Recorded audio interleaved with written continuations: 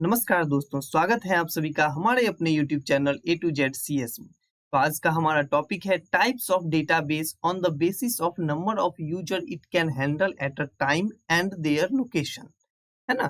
चलिए, तो सबसे पहले आज हम थोड़ा सेशन को रिकैप कर लेते हैं। तो हमने डेटाबेस सिस्टम पढ़ना स्टार्ट किया हुआ था, डीबीएमएस सिस्टम पढ़ना स्टार्ट किया हुआ था।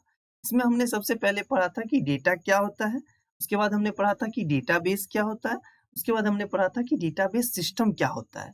डेटाबेस सिस्टम में कितने चीजें पाई जाती हैं, एक होता है डेटाबेस, एक होता है मेटा डेटा, है ना। उसके बाद हमने पढ़ा था कि हम लोग डेटाबेस सिस्टम को मैनेज करने के लिए डीबीएमएस का क्यों यूज करते हैं, जबकि हमारे पास पहले से ही फाइल शेयरिंग सिस्टम अवेलेबल है।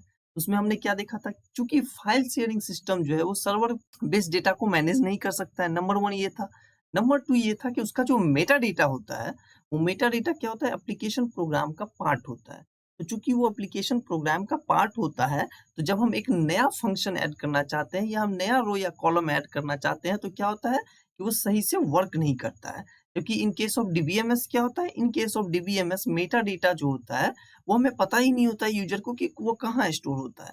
मतलब वो एप्लीकेशन प्रोग्राम का पार्ट नहीं होता है। इसके कारण क्या होता है, जब हम कोई भी नया रो या कॉलम ऐड करना चाहते हैं या नया कुछ भी ऐड करना चाहते हैं डेटा उसमें, तो क्या होता है कि वो आसानी से वर्क करता है हमारा एप्लीकेशन। ठीक है। उसके बाद तीसरा नंबर क्या था, तीसरा नंबर ये था कि उसमें डेटा रिडंडेंसी का कॉन्सेप्ट पाया जाता है। मतलब कहने का क्या मतलब हुआ कि जब जो फाइल शेयरिंग सिस्टम में यदि हम चाहते हैं कि एक डेटा को अलग अलग नामों से स्टोर कर दें, तो ये हो सकता है। जबकि जो डीबीएमएस है उसमें क्या होता है कि एक डेटा को दो अलग अलग नामों से हम स्टोर नहीं कर सकते हैं, है ना। उसके बाद चौथा नंबर क्या था, चौथा नंबर ये था कि डीबीएमएस सॉफ्टवेयर में कंकरेंसी कंट्रोल पाई जाती है, जबकि जो हमारा फाइल शेयरिंग सिस्टम है उसमें कंकरेंसी कंट्रोल नहीं पाई जाती है।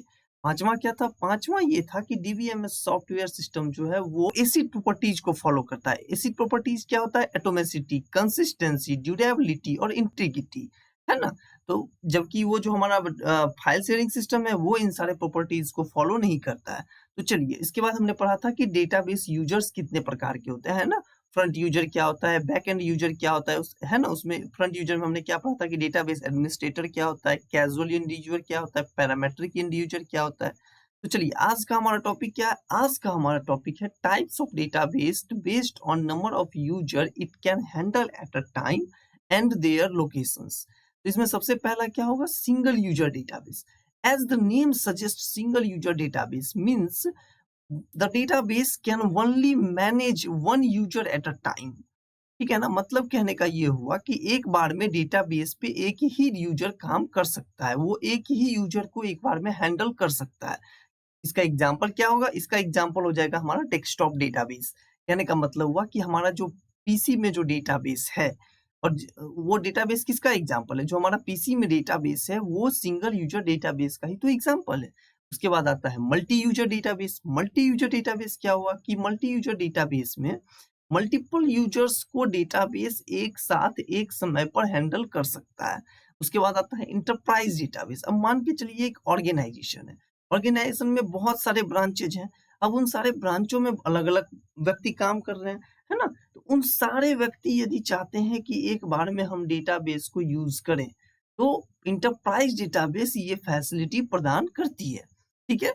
अब आता है सेंट्रलाइज्ड डेटाबेस। सेंट्रलाइज्ड डेटाबेस क्या होता है, a database that support data located at a single site is called as centralized database। कहने का क्या मतलब हुआ कि मतलब जो डेटाबेस है वो फिक्स्ड लोकेशन पे स्टोर रहता है ना। जबकि जो डिस्ट्रीब्यूटेड डेटाबेस है इसमें क्या होता है कि जो डेटाबेस है, जो हमारा डेटाबेस है वो अलग अलग जगहों पे लोकेटेड रहता है, लेकिन वो सारे जो डेटाबेस होते हैं वो एक दूसरे के साथ लॉजिकली रूप से कनेक्टेड होते हैं, है ना। अब आप समझिए कि ये जो बोथ सेंट्रलाइज्ड और डिस्ट्रीब्यूटेड डेटाबेस है, इसमें क्या होता है कि ह्यूज अमाउंट ऑफ हमें हार्डवेयर चाहिए। तो आप समझिए कि बोथ सेंट्रलाइज्ड और जो डिस्ट्रीब्यूटेड डेटाबेस होते हैं उसमें जो मेंटेनेंस चार्ज है, उसमें जो ह्यूमन रिसोर्सेस है, उसमें जो हार्डवेयर की नीड है वो बहुत ज्यादा होती है ना। बहुत सारे हार्डवेयर हमें पाई चाहिए, जैसे कि हमें बहुत सारा सर्वर चाहिए, उसके बाद हमें बहुत सारा कूलिंग फैसिलिटी वाली चाहिए, उसके बाद हमें बहुत सारा स्पेस चाहिए। तो इन सारी चीजों को देखते हुए एक नई टेक्नोलॉजी या नई डेटाबेस सिस्टम का आविष्कार हुआ जिसे हम कहते हैं क्लाउड डेटाबेस। है ना? जैसे कि आप नाम सुने होंगे माइक्रोसॉफ्ट का एज़ोर और अमेज़न का एडब्ल्यूएस। ये क्या है? ये क्लाउड डेटाबेस सिस्टम है। क्लाउड डेटाबेस सिस्टम क्या होता है? A database that is created and maintained using cloud service. वैसा डेटाबेस जिसको कि मेंटेन किया जाता है क्लाउड सर्विस के बेसिस पे, ठीक है?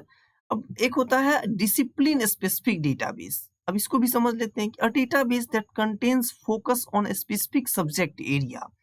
अब मान के चलिए कि किसी को रिसर्च करना है ना? अब उस ज्योग्राफिकल रिसर्च या फिर कोई भी ऐसा जो साइंटिफिक रिसर्च है, उसके लिए क्या होता है कि अलग स्पेसिफिक डेटाबेस बनाया जाता है, जिसको हम कहते हैं डिसिप्लिन स्पेसिफिक डेटा। यही यहाँ पे लिखा गया है कि this database is mainly used for academic and research purpose. Example के तौर पे geographical information system database that store geospatial and other related data and medical database that store confidential medical history data। ठीक है, उसके बाद अब हम कल पढ़ेंगे डेटाबेस आर्किटेक्चर। डेटाबेस आर्किटेक्चर कहने का क्या मतलब हुआ? सबसे पहले आर्किटेक्चर कहने का क्या मतलब होता है? आर्किटेक्चर कहने का मतलब होता है डिजाइनिंग। डेटाबेस आर्किटेक्चर कहने का क्या मतलब हुआ? डेटाबेस आर्किटेक्चर कहने का मतलब हुआ कि यूजर और डेटाबेस के बीच का डिजाइनिंग क्या है ना? क्या यूजर डायरेक्टली डेटाबेस को एक्सेस करेगा या किसी एपीआई के थ्रू करेगा या फिर उसमें थर्ड कोई एप्लीकेशन इंटरफेस भी पाया जाएगा, है ना? तो इसी के आधार पे जो है वो 3 तरह में बाँटा गया है। First tier architecture, second tier architecture, third tier architecture, ठीक है? उसके बाद हम ये भी जानते हैं कि अब डेटाबेस का जो आर्किटेक्चर है वही ना डिसाइड करेगा कि भाई डीबीएमएस कैसा बनेगा। डीबीएमएस जो हमारा डीबीएमएस का जो स्पेसिफिकेशन होगा वो किस चीज़ पे डिपेंड करेगा? वो डिपेंड करेगा कि यूज़र और डेटाबेस के बीच का डिज़ाइनिंग कैसा है, ठीक है? तो इस सारी चीज़ों को हम कल पढ़ेंगे, तो अभी के लिए हमें दीजिए इजाज़त, ठीक है? मिलते हैं फिर हम नेक्स्ट वीडियो